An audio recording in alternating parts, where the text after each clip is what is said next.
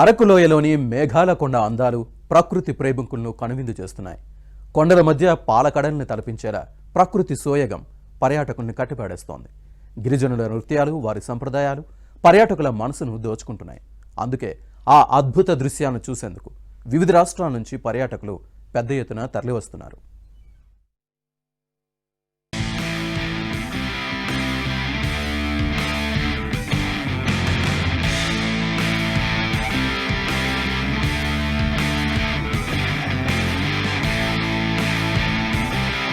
పచ్చటి కొండల మధ్య తెల్లటి మంచు తుప్పటి,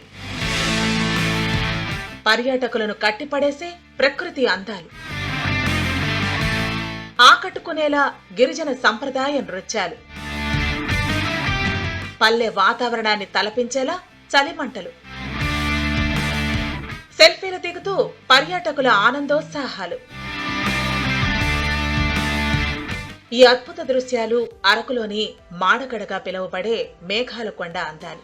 అరకు నుంచి 8 కిలోమీటర్ల దూరంలోని ఈ మాడగడ ప్రాంతానికి ప్రతిరోజు ఉదయం నుంచే పర్యాటకులు పోటెత్తుతూ ఉంటారు. గత 3 ఏళ్ల నుంచి ఈ అద్భుత దృశ్యాలు తెల్లవారుజామునే పర్యాటకులను పలకరిస్తున్నాయి. మంచు మేఘాలతో సముద్రంలా కనువిందు చేస్తున్న దృశ్యాలు ఎంతగానో ఆకట్టుకుంటున్నాయి. అంతేకాదు, అక్కడి నుంచి తిరిగి వెళ్లనివ్వకుండా కట్టిపడేస్తున్నాయి. అందుకే మాడగడ వ్యూ పాయింట్ వద్ద సూర్యోదయం నుంచి అద్భుత దృశ్యాలను తిలకించేందుకు పర్యాటకులు పెద్ద ఎత్తున తరలివస్తున్నారు.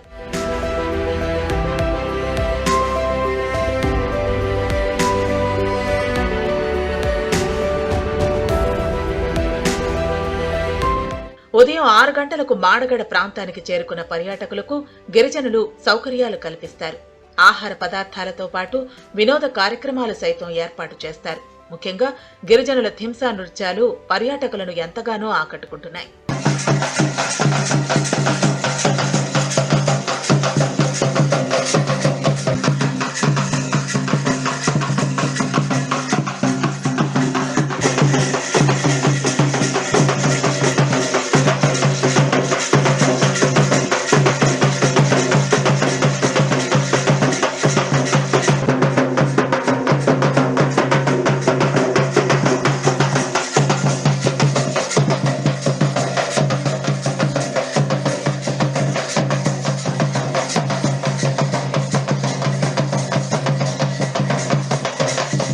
అలాగే ఇక్కడికి వచ్చే పర్యాటకులను అక్కడి గిరిజనులు సంప్రదాయ దుస్తులతో రెడీ చేస్తూ ఉంటారు.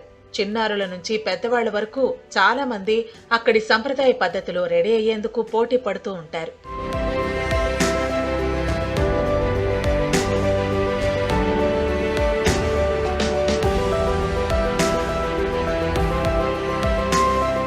వీటితో పాటు గిరిజనులు కొండలు చేసే విధానం, చిన్నారులు ఆడుకునేందుకు ఆట వస్తువులు, ఉదయం సమయంలో వచ్చే పర్యాటకుల కోసం డైట్ ఫుడ్, ఇవన్నీ పర్యాటకులను ఎంతగానో ఆకట్టుకుంటున్నాయి. ఇక్కడికి వచ్చిన ప్రతి ఒక్కరూ అందాలను ఖచ్చితంగా తమ తమ ఫోన్లలో బంధించుకుంటారు. సెల్ఫీలు దిగుతూ ఉంటారు. అలాగే ఫోటోలు తీసి స్పాట్లోనే ఇచ్చే విధంగా సదుపాయం కూడా కల్పించారు.